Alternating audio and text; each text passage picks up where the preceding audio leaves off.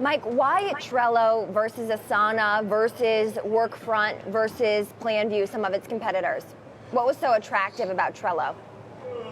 Look, I think the way the Trello team thinks about the future of work is very aligned with the way that Atlassian thinks about the future of work, both in terms of the model and in terms of the mission, in terms of trying to tackle some of the free-form and difficult problems that there are in teams coming together and achieving more than they would otherwise achieve individually.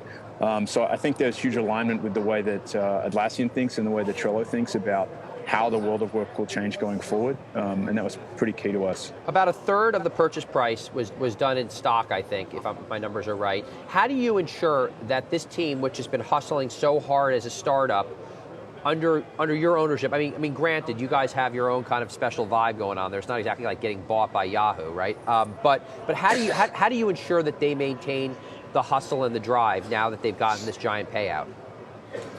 Look, I think that's the same thing for all of our stuff, right? I mean, we're a very mission and values-driven company. We're a long way from achieving that mission, and I think that the staff have to buy into that. Whether they're from Trello, whether they're existing Atlassian staff, that's a constant challenge that we have. There's no doubt there's a war for talent in tech, and we have to fight with our resources as much as we have to keeping people and keeping them motivated. It's something we've done very well. We've been best place to work in a whole lot of different countries. In Australia, multiple years in a row. I think we were the second or third best place to work in America. Companies under 1,000 people. So, we're pretty committed to having a great company culture and giving people a great mission to go after.